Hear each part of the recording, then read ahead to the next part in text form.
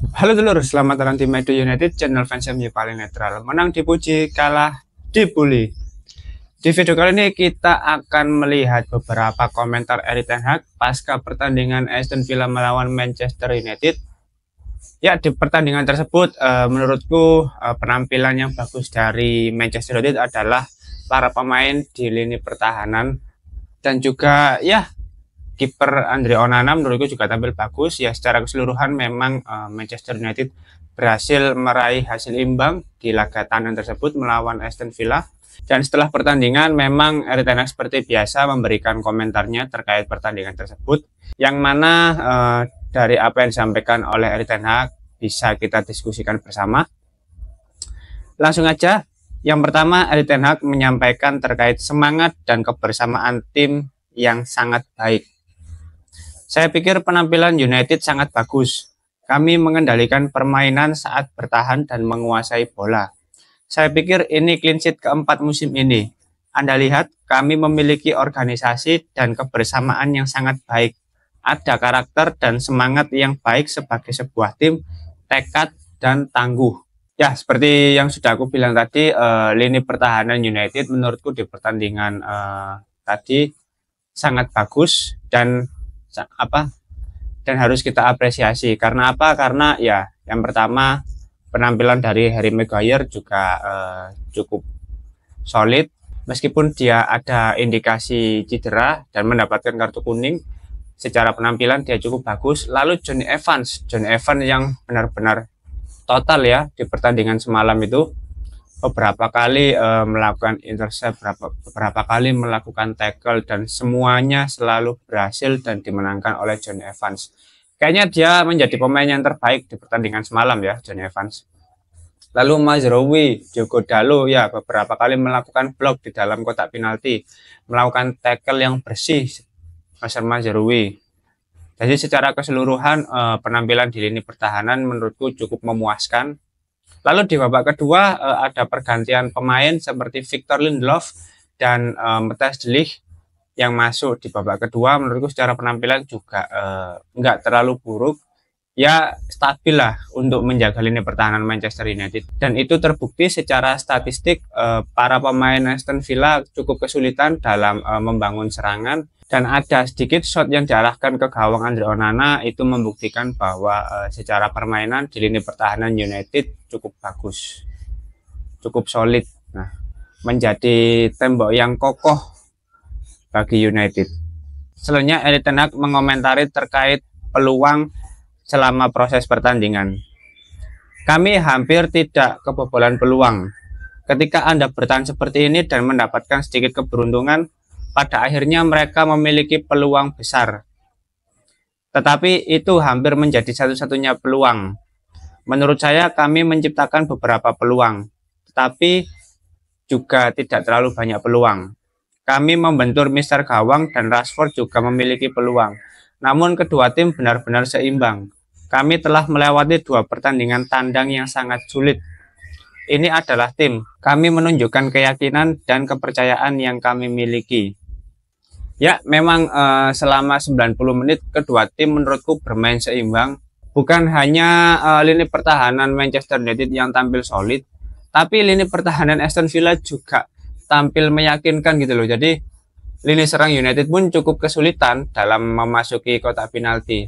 Memang ada beberapa peluang dari United dan terlihat dari sekitar 10 shot itu ada 5 yang on target, yang mana itu secara statistik lebih banyak dibandingkan shot on target dari pemain Aston Villa. Jadi memang kedua tim ini sama-sama sama-sama bermain secara sistem. Jadi semua pemain ini tampil tenang, tidak ada yang terburu-buru, tidak ada yang mudah terprovokasi. Jadi dalam mencari celah, dalam mencari peluang itu benar-benar sangat berhati-hati.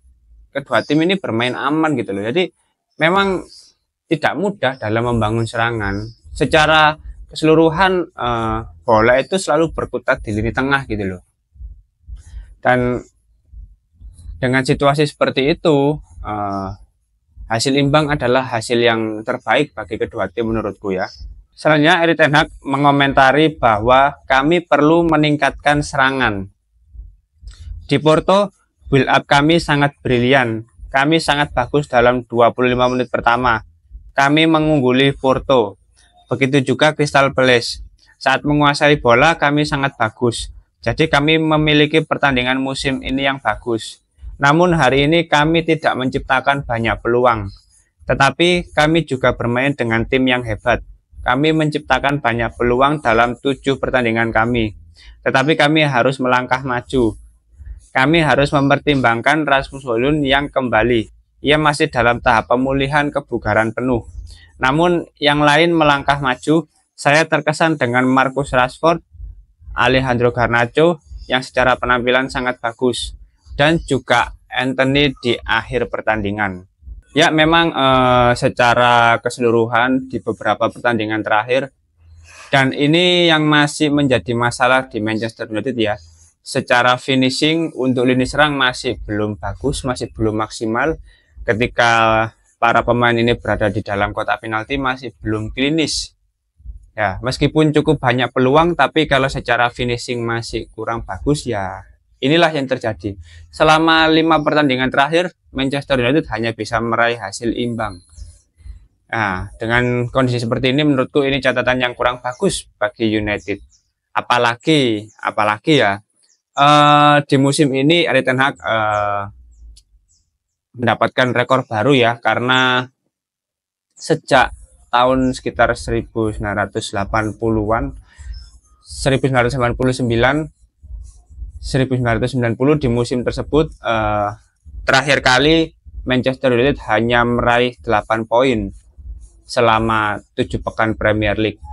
Dan saat ini ya Erik ten Hag kembali mencatatkan hasil yang buruk tersebut dengan perolehan hanya 8 poin selama 7 pekan di Premier League. Ya ini catatannya kurang bagus ya. Seperti biasa, Erik ten Hag itu selalu menciptakan rekor-rekor baru yang buruk gitu. bahkan sampai saat ini ya secara selisih gol masih minus. Dari 7 pertandingan 8 poin itu ya gimana ya, agak sulit gitu loh dengan hasil yang kurang memuaskan ini. Tapi ya gimana ya, intinya adalah untuk lini serang Manchester United itu masih belum bisa menunjukkan kualitasnya, masih belum tajam. Secara finishing masih belum bagus gitu loh. Dan itu harus benar-benar ditingkatkan ya.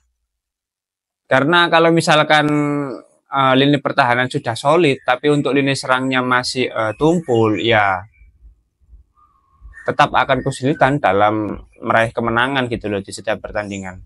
Selanjutnya Erik ten Hag mengomentari terkait Marcus Rashford yang diberhentikan di babak kedua.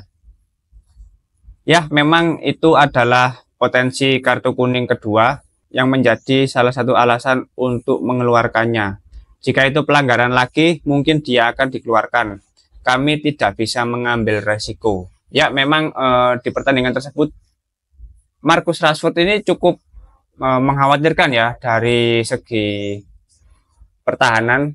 Ketika dia dalam posisi bertahan, terlihat beberapa kali meskipun dia berusaha melakukan pressing, merebut bola dari pemain Aston Villa, kakinya ini yang seringkali tidak tepat, tidak menyentuh bola, justru melakukan tackle yang berbahaya gitu loh bagi pemain Aston Villa.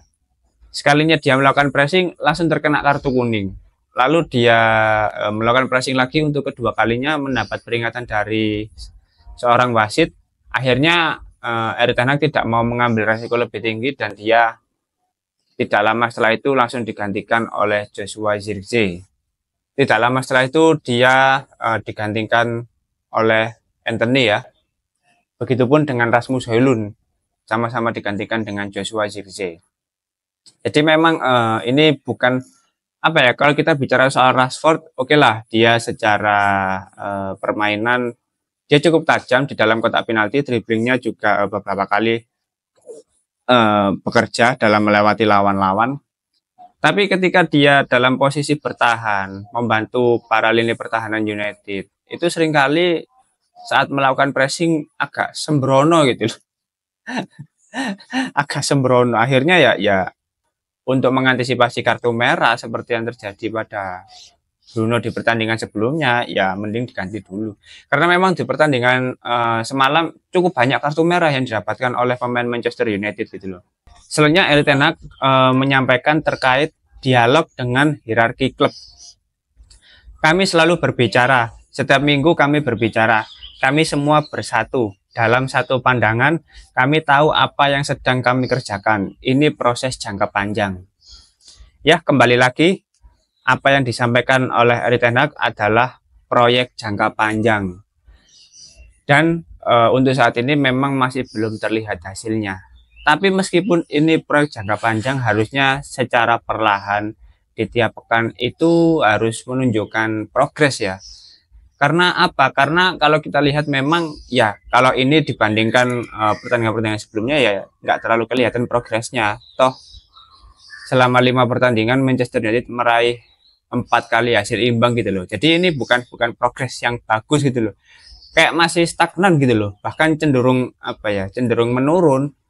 Di musim lalu di kompetisi yang sama di Premier League, Manchester United selama 7 pekan itu meraih 9 poin. Sedangkan untuk saat ini dalam 7 pekan Manchester United hanya meraih 8 poin. Ya sama-sama buruk, tapi dibandingkan musim lalu pun masih bagusan musim lalu gitu loh secara perolehan poin gitu loh. Jadi ini cukup sulit bagi Erik ten Hag menurutku. Ya kami selalu berbicara dengan klub, para hierarki juga sering bertemu gitu. Tapi kalau misalkan secara hasil kurang maksimal, kurang memuaskan, ya tetap sulit ya bagi Erik ten Hag nanti. Dan yang terakhir, Erik ten Hag menyampaikan bahwa jeda internasional membuatnya tidak nyaman. Tidak ada saat yang tepat untuk terus maju. Anda lihat kami membaik, tapi sekarang para pemainnya akan pergi. Setiap klub harus menghadapi hal ini. Ya setelah pertandingan semalam Aston Villa melawan Manchester United, di beberapa pekan berikutnya akan ada jeda internasional, jadi tidak ada pertandingan karena para pemain harus kembali ke negaranya masing-masing untuk menjalani laga kualifikasi Piala Dunia. Ya memang ini situasi seperti ini terkadang menguntungkan, terkadang juga merugikan bagi klub. Karena kalau kita lihat dari sisi keuntungan, para pemain dan pelatih yang tidak terlibat dalam kualifikasi Piala Dunia, ada tambahan waktu untuk meningkatkan kualitas diri, ada tambahan waktu untuk meningkatkan kebugarannya. Tapi sisi negatifnya adalah pelatih terutama akan cukup kesulitan melakukan evaluasi, melakukan pengembangan bagi tim karena beberapa pemainnya kembali ke negara masing-masing itu. Kembali ke negaranya masing-masing, otomatis para pemain tidak lengkap. Lalu kalau kita lihat dari sisi pemain, tentu para pemain ini secara jam terbang akan sangat tinggi. Meskipun di klub tidak bermain karena jeda internasional, tapi di negaranya dia pun bermain gitu loh, menjalani pertandingan. Dan situasi seperti ini sudah mulai berdampak ya kepada beberapa pemain karena tingginya intensitas permainan di setiap minggu, banyaknya laga yang harus dijalani. Ini satu persatu para pemain tampak kelelahan, satu persatu pemain tampak mengalami cedera.